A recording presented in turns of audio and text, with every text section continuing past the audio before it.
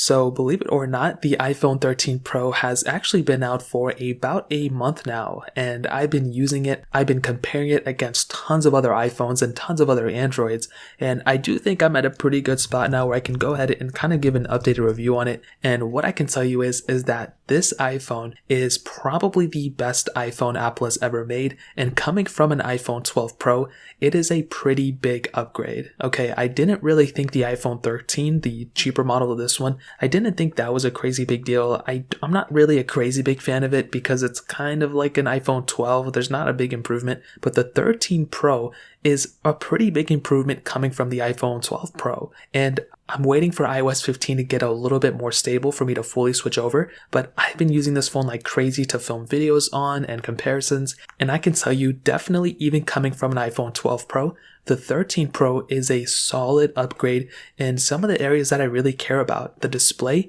and the battery life. To be honest, I don't want to overhype it too much, and I want to be like completely honest with you. If you don't care about a 120Hz display and you don't care about battery life, the 13 Pro really isn't that big of an upgrade coming from a 12 Pro. Even an iPhone 11 Pro, like if you have an 11 Pro, I'd probably recommend keeping it. Going to a 13 Pro is only a big upgrade in those two areas. The performance, I really don't see a big increase. The camera, I really don't care about. It's not that big of an increase for me. The notch being smaller isn't that big of a deal. The main thing with that display, it's beautiful. It's a 6.1 inch XDR, Super Red XDR OLED display. The 120Hz ProMotion though is the best feature of it. That is the one area where I've just been consistently blown away, and I've already had this on iPad, so I was already pretty much used to it, and pretty much all other Androids have this too, but I'm really happy to get it on this phone, and it is pretty expensive at $999, but I'm still super happy with it. You know, it feels like $1 million phone, and that's one thing about a lot of other manufacturers, except for Google this year. They've been slowly diminishing the quality of their devices. You look at Samsung, you look even at like OnePlus with their software. I'm just not a fan of that type of area. Even if they lower the price tag, I don't want them to lower the quality of the phone. And with the iPhone 13 Pro, Apple did a tremendous job, I think, overall. And they kept it at that same price tag, which is still pretty expensive from the first place, but it's totally okay. The back of this phone, also with that frosted glass back, although it doesn't really look too much different from the 12 Pro, I'm a fan of it. The flat sides look great, and overall, I think it's a pretty cool, feeling phone for sure. Now, a big thing to keep in mind is with this camera, the sensor from an iPhone 12 Pro to the 13 Pro is a massive upgrade, and comparing this sensor to a lot of other, phones that I've already compared it to, I've already filmed so many camera comparisons. I just haven't had a chance to drop them because I've just been making so many other videos. And after looking at all the quality, I can tell you the iPhone 13 Pro's camera is very, very good. I really don't even think it's that much better from the 12 Pro, and I don't think it's even a crazy big difference from the Samsung Galaxy S21 or the Pixel 6 Pro to this one, but I do think that this camera is consistent, it's stable, and you know what you're getting with an iPhone camera. It's a very stable UI, and although it's a very outdated designed UI, I don't know why Apple hasn't taken the chance to actually update their camera software. There's so many weird things going on. Half the camera settings are within the actual settings camera app, so you can't even go and modify half the stuff. You have to go into settings and then go into camera. So I don't know why Apple hasn't taken the chance to improve their software, because Samsung, they put a bunch of features in their phone, even kind of at Google to a certain extent. Even OnePlus kind of does it. But Apple has the smoothest UI, and it's stable. I don't have to wait 30 minutes, and the zooming in and zooming out is so smooth. With Samsungs, they have a ton of features, but it's just a very clunky software, and there's just so much waiting, and there's so much weirdness going on, and so many random noises. But with Apple, it's very stable. That's the one thing. 4K 60 on the front and the back. The sensors are very big, and anytime I took a photo on this thing, I was pretty much happy with it. It's more or less the same when you're going on Snapchat or TikTok or Instagram and you're making stories. Having that ultra-wide sensor really does help, at least getting a new perspective on things. If you've never had an ultra-wide sensor on your phone, you are really in for, a sweet surprise. Same thing with that telephoto lens.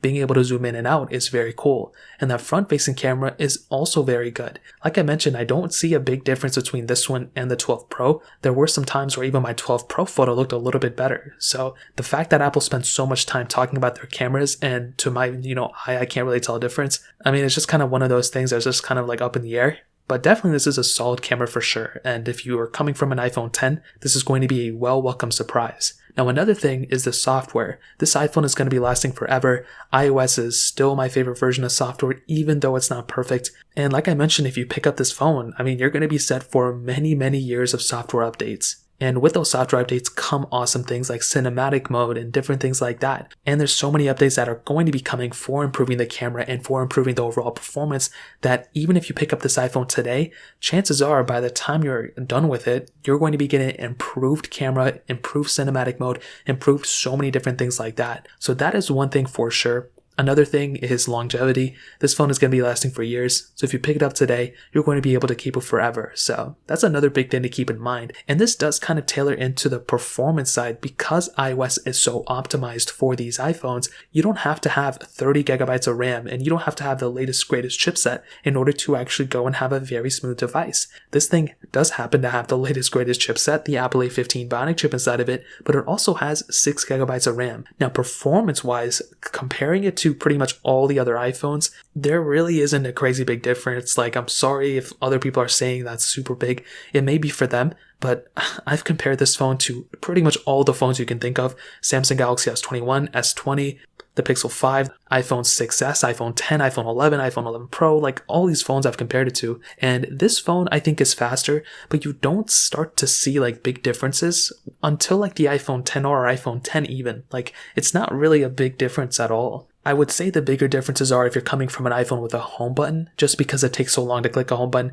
and for the actual apps to, actually close and open and all that stuff. If you have a gesture-based iPhone, even with an iPhone 10, the first gesture-based iPhone, I don't really think you're going to be seeing that big of a difference in performance. Like I said, if you're planning on doing like super intensive video editing on your phone, or you're planning on playing some crazy heavy intensive games, then maybe you'll start to see some bigger differences. But in my opinion, I couldn't really tell a big difference between these two. And I think if you're planning on picking up, an iPhone 13 Pro, you're going to have a really good time. It's going to feel extremely fast. But the biggest advantage of this phone in the performance segment is that 120 Hz display. Everything feels so much smoother. And even though maybe games are playing at the exact same frame rates and everything, the phone overall, when you're going from one app to the other, it just feels like a brand new iPhone. And, you get used to it pretty fast. I'm still using my 12 Pro for the majority of things that I do, and I don't even see that big of a difference. And I don't really think to myself like, oh, I can't wait to switch over for 120 Hz. It's not really the case, but I definitely do think the performance is very good. But I don't think it's a crazy big difference from a 12 Pro to the 13 Pro, at least from my testing. So in terms of that covers the performance. But probably the best thing, probably behind the 120 Hz about this iPhone is the battery life. I ran a battery test the other day, or like a couple weeks ago actually, and this thing had a very solid battery life. I mean, I couldn't believe it. It was less than the 13 Pro Max and right above the 13. And this thing was beating so many devices, it's not even funny. It pretty much beat every single iPhone before it, including the 12 Pro Max, including the 11 Pro Max, the 11, 11 Pro, 10R, so many iPhones. And that's what's so crazy. You can pick up this phone and pretty much just be, confirm that you're going to be having solid battery life for a long amount of time. And this is probably the second most biggest, longest battery life of any iPhone right now. So that is a big thing to keep in mind. When you're getting a phone like this, you're getting solid performance, solid battery life, and you can probably just think to yourself in the back of your head like, wow, this iPhone has some of the best battery life from any phone right now. So in terms of that covers it up here. And to be honest, to kind of sum up my thoughts, I think this iPhone, like I mentioned before, is probably the best iPhone you can pick up. It's $1,000 brand new, but it brings so much to the table, and I think this iPhone is one of the most future-proofed iPhones you can pick up. Now, that doesn't mean it's necessarily probably like a worthwhile upgrade coming from a 12 Pro to a 13 Pro. Even an iPhone 11 Pro or 11 Pro Max, if you have any of the iPhone 11 series, I would not recommend updating. I think if you're coming from an iPhone 10R or 10s or 10s Max, maybe then you can start thinking about it. If I personally had an iPhone 10, I would still keep it. I would not upgrade. But I start to see some of the bigger differences comparing from the iPhone 10R to the iPhone 13 Pro. This device has a lot of capability. It's going to be lasting forever. But we already know this. Like, you already know this. This is the most expensive iPhone you can buy, so of course it is the best. And I do think if you already have one of the older iPhones, keep it. But this is one of those iPhones that I'm actually excited about. But this is one of those iPhones that I was actually pretty excited about.